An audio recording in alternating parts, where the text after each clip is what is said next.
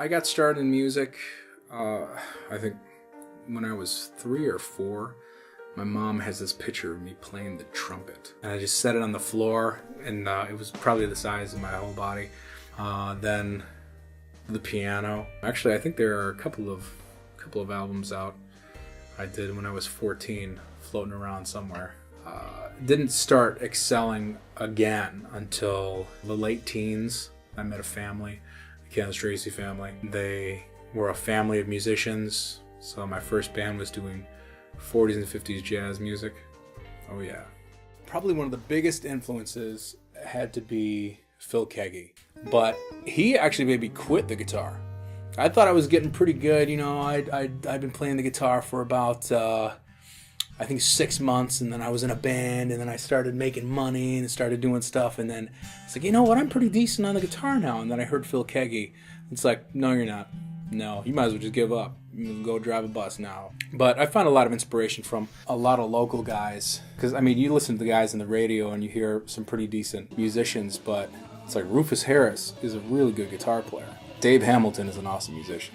If you don't know who he is, he lives in the area. Torrance Carey, I mean, you don't get much better on the guitar than Torrance Carey. So I've been fortunate to have been surrounded by a lot of really good musicians. Faith actually plays a bigger role in my music than what maybe fans might hear at first. But I try to make my music about a Christian journey. It's meant to be felt.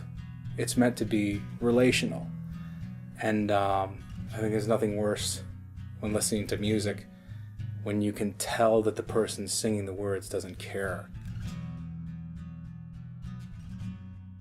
I'd like to be remembered as someone who used his talents sincerely for God. I think it's the coolest feeling in the world when you're driving down the road and you hear somebody blasting the song that you wrote. There's nothing that can compare to that feeling, I think, as a writer. Music is such an oversaturated industry. I had to come to terms with that. If I play music, I'm not going to be making a lot of money. I always tell my musicians, if you work for us and you play in my band, you're probably going to have a job. I think one of the main challenges of being an independent artist is that nobody wants to hear you. I think a lot of times independent musicians are looked on as consumers. In fact, there are a lot of companies that exist off of the money of independent musicians without any hope of a return. That's why I really appreciate places like the camp, like Fourth Friday, because they're one of the few true resources to the independent musician.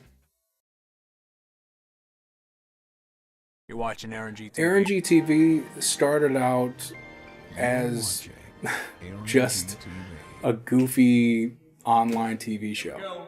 Most of it is just complete nonsense. Later, I kind of realized it could be something more, behind the scenes of like my favorite local bands and stuff like that. So it's pretty much just the things that I care about on video in the form of a show.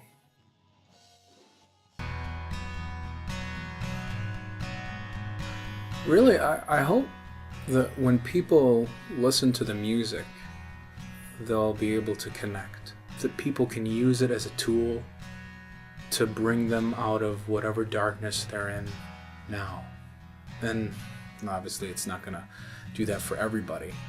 But for the ones out there maybe thinking that there wasn't any hope, that they will forever be surrounded by this darkness, maybe they'll see something familiar, and maybe they'll find a way out of their winter.